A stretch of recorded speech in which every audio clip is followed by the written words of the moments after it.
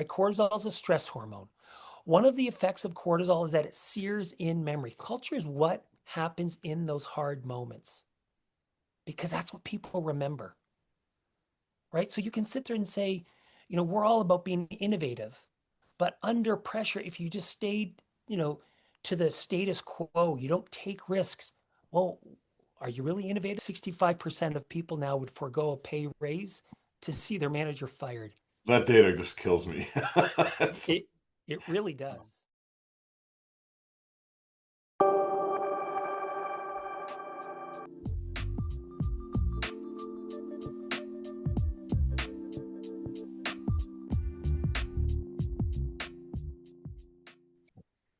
Please join me in welcoming performance and culture coaches JP Pawliw and Bill Benjamin on the last 8% on high performance teams and cultivating a culture of courage and connection within your organization. Welcome. Teresa, thank you very much. It's great to be here. It's you and I have known each other, gosh, for like probably 12 or 15 years. And I got to tell you, I never knew that NSB is 50 years old. That's incredible. I mean, that really is impressive. And, having worked with a number of bureaus around the world, I can tell you, and you know this if you're working with Teresa and their group, they know what they're doing. And we're so excited to be here to talk about, we think, a really important topic right here and right now. And so, JP from Toronto, Bill from Chicago, it's great to be with you. Any opening words, Bill, before I jump in? No, just I really appreciate Teresa and the NSB team Yeah, bringing us to this session. Good to be here. great. So I want to start with a question. Why would anyone want to be led by you? Seriously, I want you to think about that. I want you to think about your team. I want you to think about your highest performer on that team, that person who people on their team, on your team, would go through a wall for them. Clients love them. They get your strategy. They're adaptive. This is the person you would most hate to lose. Okay, got that person in your mind? Why would that person choose to sacrifice their time, their talent, their careers, their time away from family for you? I think that's really important to ask ourselves right now. When we work with athletes, and this is not a program about high performing sport, although we do work with teams like that. When we work with an athlete who's going into an Olympics or a Super Bowl, we work with them to get an anchor question, that one question you have in your back pocket that you can, when the kind of the sky feels like it's falling, things feel a bit out of control, you ask yourself this question, and it instantly brings some clarity, some perspective about what matters most. And to me, this question, why would anyone want to be led by you, I think matters today because things do feel a bit chaotic. People in your organization and the people who you serve, your client organizations, they are feeling tariffs. They are feeling uncertainty. And yet at the same time, they need to move fast and they need to innovate. So it's a challenge. And we want to build a case today that not all moments are created equal. Some moments have an outsized impact on all of the things you care about, your results, your reputation, the culture on your team. And so I'm just like super excited to be here. Now, this idea of the last 8%, let me tell you a story of where it came from and even what it is. You're wondering, what is the last 8%? About 8 years ago, I was asked to come into a Fortune 100 firm in New York. They just removed their CEO. There was two internal candidates. One got it, one didn't. The one who didn't stayed. Now, you know how this works. Generally, somebody who doesn't get that job, that prized CEO position, leaves because they want to run their own shop. This person stayed. The new CEO wanted them to stay. But as they worked, and they were on the senior team previously and they worked well like this, but when they moved into this kind of orientation, they struggled. And so they asked us to come in and, work with the senior team, and I coached the two of them. So I coached the two of them to have a conversation. And they came back to the individual coaching sessions. I said, How'd it go? They said, really bad. And you're a poor coach. Well, they didn't say that last part, but in that they just struggled. It didn't work. Um, and so the only thing they could agree on is that they would like me to mediate a final conversation with them. It would either be a Hail Mary pass, like one last chance, or it would be an exit conversation. And so, we spent 2.5 hours together, a week later, and I think it went fairly well. A few days later, we have our coaching conversations, and I asked each of them independently, how'd it go? And they both said, so much better. We think this can work. I'm like, that's fantastic. Great to hear. Then I asked two questions that really set off our research agenda. Now, just so you know, we survey 40,000 people a month. We've done it for many years. It drives all of our IP because in our industry, people want good, new, fresh ideas that really have an impact. And so these next two questions that I'm going to share really till today, drove our research agenda. First question, I asked them each independently, did you say everything you wanted to say to the other person? And they both answered immediately, yeah, absolutely. Now remember, I'm coaching them. I know all the issues.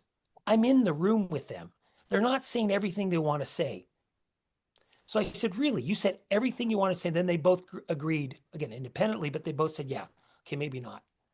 That was the first question. Second question, what percentage, because we try to quantify everything we can, what percentage did you leave out?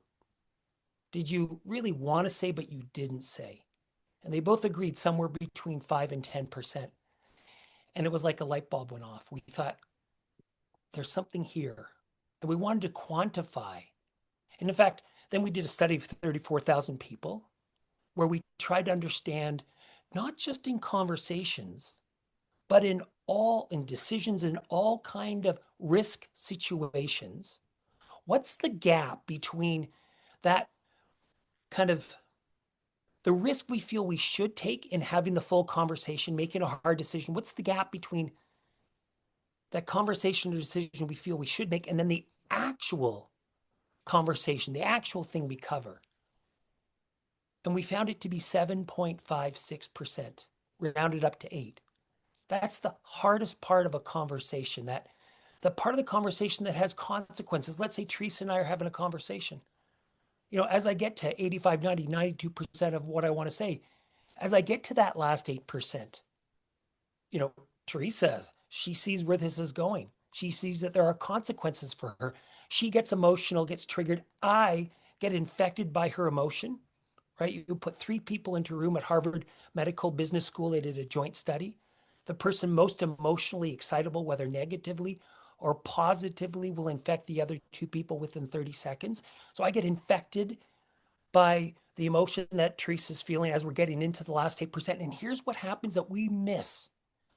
As opposed to continuing and having that last 8% of the conversation, I back off for many reasons. One is I got to work with her tomorrow, but there's a number of reasons. But here's the challenge. Teresa's pretty smart, but she can't read my mind. She doesn't know I didn't have the full conversation, right? And in fact, I leave on this end, we found, thinking I talked about everything I needed to talk about, conveniently leaving out that last 8%. A month later, we're in a meeting. She's still doing what I thought we talked about. We didn't. And now I'm like, wondering, what's going on? All nonverbal. She's wondering, why is JP being so passive aggressive? I thought we're on track. The problem is we did not have the last 8% conversation. George Bernard Shaw, the famous Irish playwright, said the single biggest problem in communication is the illusion that it has taken place. It never took place. And this is where I want to really challenge you, because this is the tough stuff. And we're going to talk about that today, that we avoid, but there are consequences. Hey, Bill, love to hear from you around. You've had your share of last 8%, I'm sure. Yeah, well, we have together. JP and I have been Yes. working together for 24 years. And what I love about this content and this concept is I think most people get the difficult conversations. We have to hold somebody accountable or say no or give somebody performance feedback. But as we workshopped, it really grew into, well, there's also those tough decisions. There's the ones where we have to take a risk, try something new, and we know high performance requires risk. I know when I was first learning this, I would sometimes let whoever was going to scream the loudest if they didn't get their way influence my decision because I didn't want to deal with them. So I didn't always make the best decision. I sometimes made the easier decision. And so what I loved about this work is it's really grown. By the way, receiving critical feedback is a last 8% moment for a lot of people. Yeah, absolutely. So why do we let's turn to that just as we're looking at this. Why do we step back? Well, it's because of the fear of judgment, right? Our biggest drive is to belong. We don't want to get excommunicated from our tribe, from our group. In fact, I'll jump to it now, but it's in the slides. There's this fundamental conflict going on for you and for everyone on your team, right? You have this need to take risks to be high performing. At the very same time, you have this internal need for self preservation. And so you default to protection, not risk. We call it the fundamental conflict of performance, right? You need to take risks to be high performing, to move fast, to innovate. But at the same time, you and everyone on your team will default to protection, not risk. And unless you can get over that, and this is where I appreciate your comment, Robin, unless you can get people feeling less fearful, you will not get the innovation you need to get. There's no question of that in the literature. And so I want you to just think about, you know, the conversation, let's say it's a conversation that you kind of know you need to have. If that conversation went well, what impact would it have on the performance of the team or innovation? Because obviously we're talking about innovation today. And I even want you to think about a percentage, because again, we like to quantify. Is it a 5 or 10% impact? Is it a 50% impact? I kind of don't care. Sounds funny, but I don't care, but I want you to get really clear on that. Let's push on, Bill, to the Just next. one comment here on innovation. So we have an assessment where we can assess the culture of a team, of an organization. And one of the questions that every team scores low on is we name inconvenient Yes, truths. great point. And you all know what happens when inconvenient truths aren't named. Then the problem doesn't get solved. There's not a new solution. And then, by the way, there's the meeting after the meeting to talk about what wasn't said in the meeting. So it affects both performance and innovation. And so that's something we really work with organizations and teams on is that ability to give each other feedback and name inconvenient truths. Yeah, but Bill, by the way, that's a reminder that when we work, even in a keynote capacity, probably 85 or 90% of our clients do, and we do it for free. It's a 4 or 5 minute assessment that they send out. It's anonymous. We get the data and we actually use it in the keynote. It helps us customize.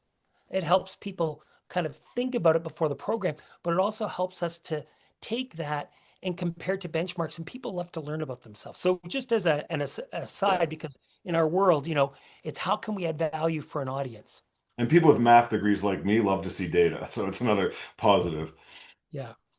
So one of the things that we want to do on this call is to challenge you to become a student of human behavior. What do you do under pressure? What do you do when you're facing kind of a difficult situation? And what we know from our data, this is now a study of 19,000 folks. We find there are really two ways that we default. So we have a pattern each of us has that's unique to us, number one. And number two, most of us don't even know what that is. And so we found in our data 68% of us avoid. So 2/3 of us avoid the hard moments, the risks we know we need to take. And by the way, I'm an avoider, right? I know that from work I've done with my coach. Why? Because I want to be liked. And that's great, JP, but that may not help the organization or the team because if that drives me, will I make the hard decision? Will I dig in and really give the feedback? That last 8%? Probably not.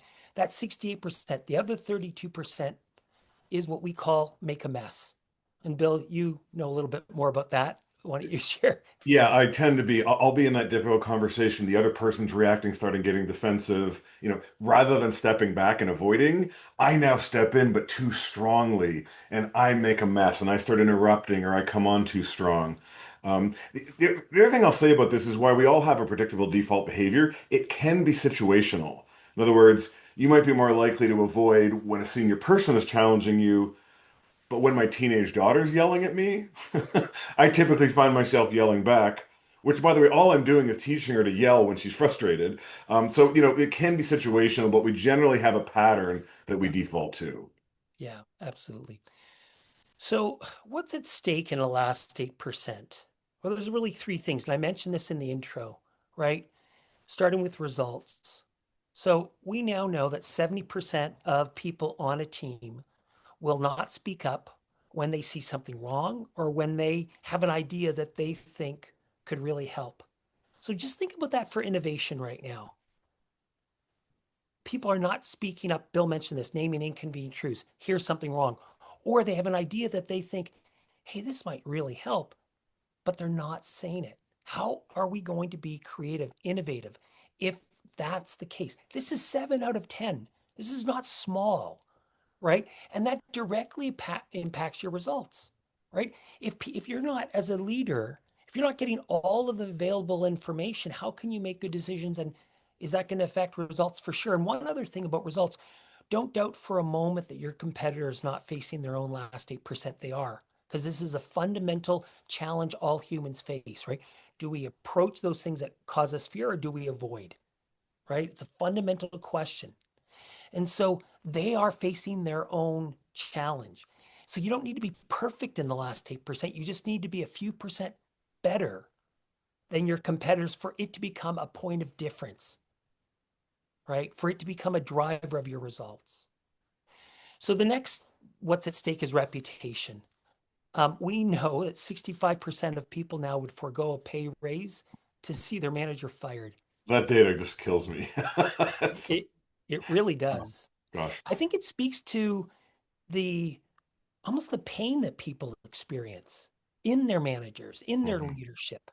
Um, and so what we know is that when you're under pressure, there's more cortisol in your brain, right? Cortisol is a stress hormone. One of the effects of cortisol is that it sears in memory. Think about 9/11, or if you're a hockey fan, when Sidney Crosby scored the goal, if you're a Leaf fan every year, I shouldn't say that, though I am from Toronto, so I can say that. But it's just like cortisol sears in those kind of both the horrible memories. I've gotten a call at 3 a.m. That was just a horrible call to get. Um, but also the really great memories. Cortisol sears in that moment. Why are we talking about this? Because here's the deal. You can be really effective in 92% of the moments that you face, but now you're facing, there's more pressure. You're in the last 8%. Everyone on the team, including you, has more cortisol in your brain. What that means is that whatever decision you make, whatever behavior you engage in, becomes gets seared into their brain, becomes your reputation. And that's not small. Your reputation drives so much of your career success. We do a horrible job in most organizations around who gets promoted, who doesn't. It's not great, I can tell you. I know that literature pretty well. What drives the decision in a manager is more what's salient in their mind. What does that mean? That means what can they remember? And where does that come from? The last 8% moments. So in a sense, it'd be smart for you to say, hey, how can I get better in these moments? Because it's going to drive the reputation in the minds of others, which will drive my career success. The next thing to think about, what's at stake, is culture. Um, so in the same way that our reputation is driven in last 8% moments because of the cortisol effect, um, the cortisol effect is at work for culture, right? And let's just talk about this for a minute, right? Culture is not the values on the wall. No, culture is actually, just go back, Bill, if you don't mind. Culture is what happens in those hard moments because that's what people remember, right? So you can sit there and say, we're all about being innovative, but under pressure, if you just stayed, to the status quo, you don't take risks. Well, are you really innovative? Is that really cultural value? Is that your culture? It's not. Culture you could define as the stories of how we do things around here. And that comes out of the hard moments that people remember. I mean, this is a really big one that we're seeing post COVID, where now organizations realize they got to move faster, they got to get results. Yeah. And a lot of them don't have the culture that enables that risk taking, that drives innovation, that drives results. Yeah, and I think what's kind of obvious to everyone is when someone has the make a mess behaviors, but it's less obvious when the team isn't taking risks, they're not trying new things, they're not naming inconvenient truths. It's harder to spot, yet it's just as impactful in terms of, bringing down performance and innovation. Yeah, I think that's a great point. I think that's a really terrific point. So I mentioned this earlier. To be high performing on a team, you need to take risks. There's just no question about that. And at the same time, our brain, because of self preservation, our biology is causing us to default to protection, not risk. We call this the fundamental conflict of performance. And unless you can get underneath this, you will not be innovative. There's no question about that. And so, what do you need to get underneath it? Well, there's a number of things, but really at the heart is this third point we said at what's at stake, which is your culture. And that to us is, the real driver of what we're going to talk about, the, kind of the last 10 minutes of our time together. So, culture is that's the stories of how we do things around here. It's driven not by values on the wall, it's driven by what you do in hard moments, right? Because that's what signals the behavior that we're going to reward, that gets reinforced in the organization. Here's a really interesting point that a lot of people miss or don't know. Culture exists less across an organization and more at the team level, right? The fundamental unit where culture exists is on the team. By the way, that's great news because it means your CEO, your CHRO, they don't have to own the culture. Your people leaders can own the culture. And so for us, I mean, that research is like a game changer. That's exactly what it is. I find Game that changer. gives so much agency to people leaders who don't really recognize that, yeah, they can be the umbrella for their team. There can be a transactional culture around them or a family culture, but they can be a high performing culture on their team. And so I find that very motivating for people.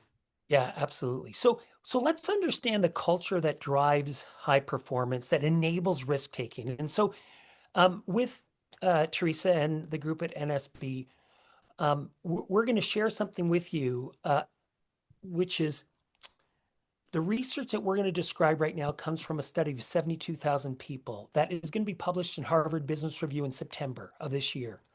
And we're going to share this with you uh, today on the call, but we're going to send that to you if you'd like. Reach out to them and they'll give it to you. But don't circulate it widely. It's kind of a sneak peek that we're happy to share with you, but it'll be more formally published in September. But what are those two pillars? So, of a study of 72,000 people, what enabled risk? There's really two. One is high connection, psychological safety. I think we all know that, but that's not enough. You actually need a second pillar, which is the ability to step in and do hard things, right? So you need a norm of high courage. So you need psychological safety. Yeah, I think we all got that, but it's not enough, actually. You also need a norm to do hard things. So let's describe, and we want you to start thinking about your team as you look at this. Yeah. So, and we're going to leave it here. We're going to share with you a way you can get the map. In fact, NSB is going to send you a QR code so you can get the HBR article, kind of the sneak peek, and you can also get this map. And in fact, what I want you to think about right now is where's my team on this map, right?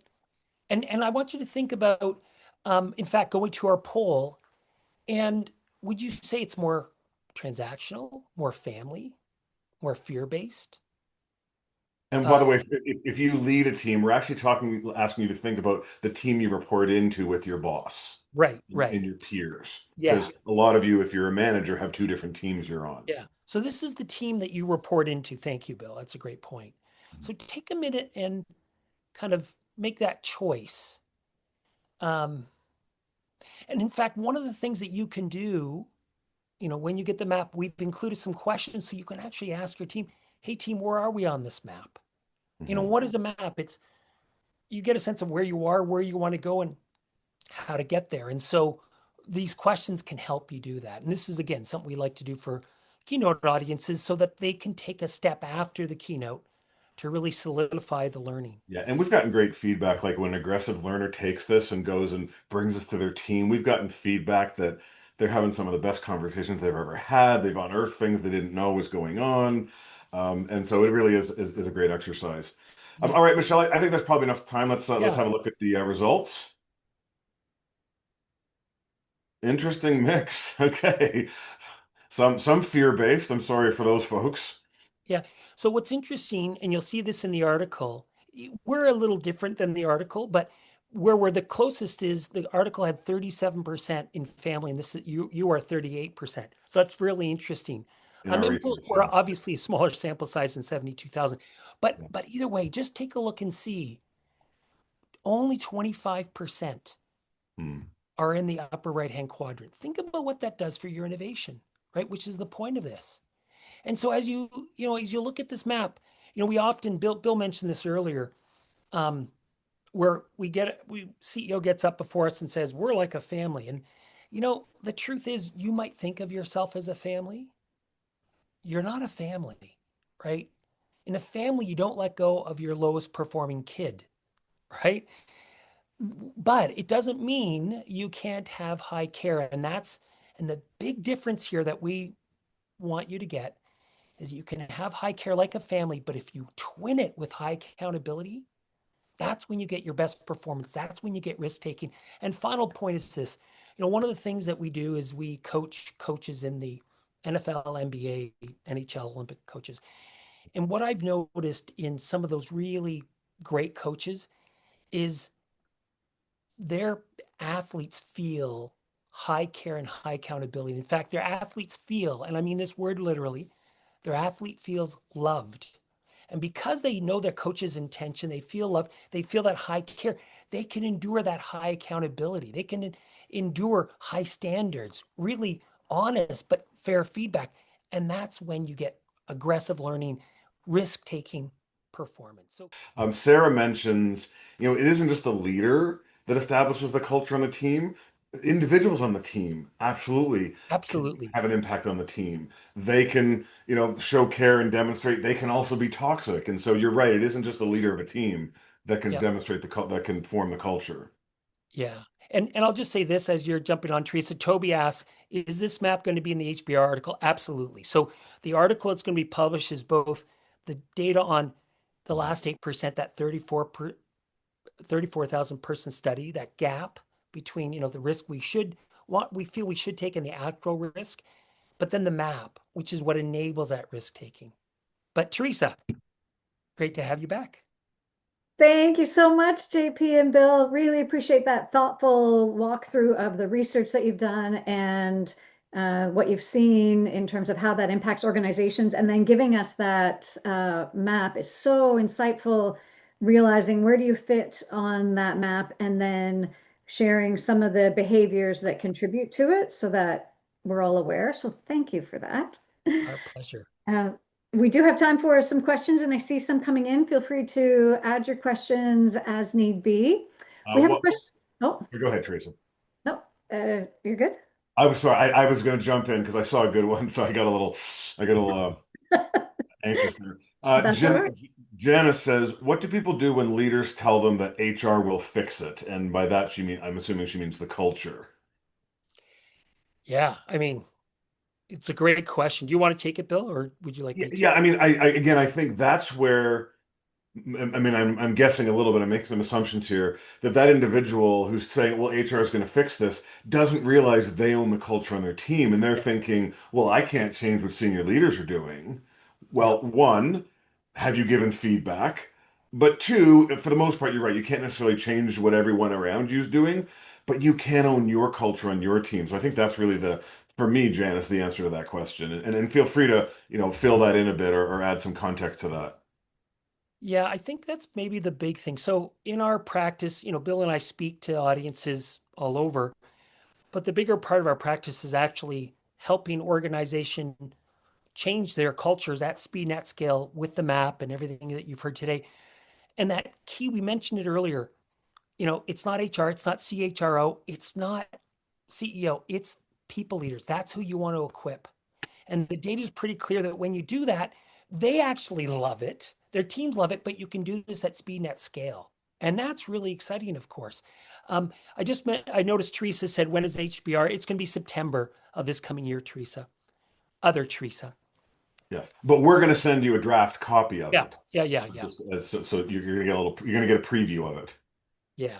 We do have a moment for one of the questions which helps people with the next steps, which came from Genevieve about advice on making the transition from one type of culture to another, especially if you're a family and you want to go to high performing last 8%.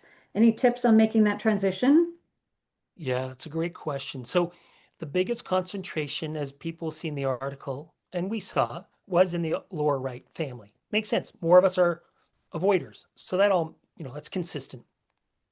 A couple of things. And look, we've done this in our building, helping organizations scale their culture and evolve to be more innovative and high performing.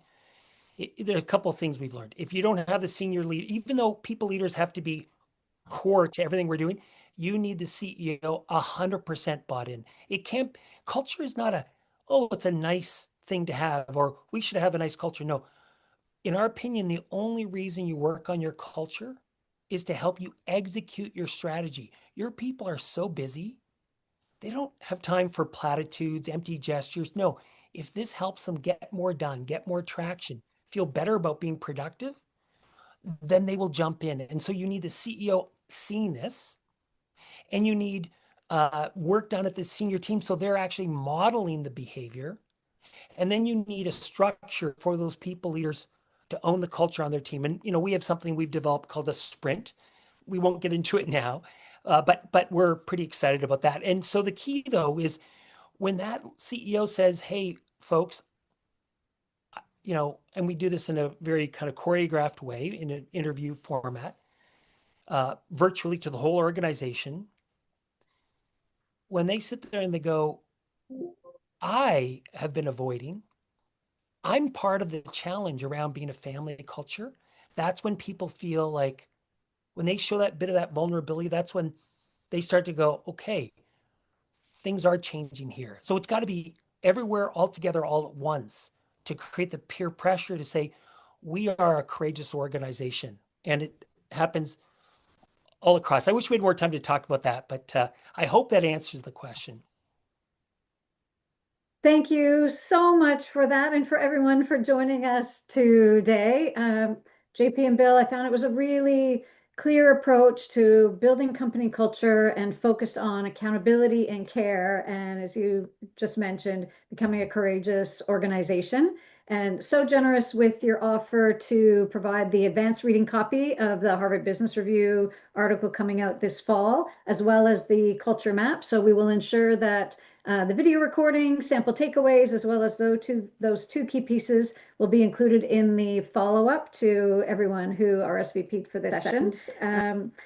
I'm loving all the Thank you, chats. everyone. We appreciate it. Yes, excellent talk, extremly useful, such an interesting topic. Thank you. That's my mom, Teresa, who's writing that in. The audience here, this is what I'm seeing coming through. We'll be sure to send you those.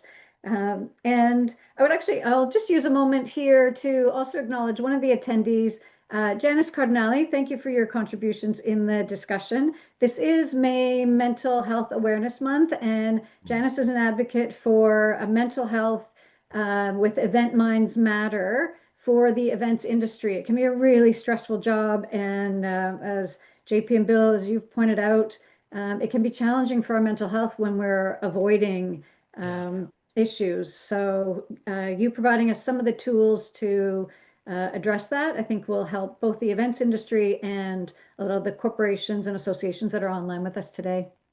Yeah, wonderful. And thank you for mentioning that, Teresa. Having some, experience that in our family, it's a really important one to mention. So I appreciate that. All right, thanks, Teresa. Pleasure to work with you and work with all your awesome clients. Thanks, everyone. Let's go be courageous. All right. Take care. See you now. Thank you. Bye-bye. Bye-bye.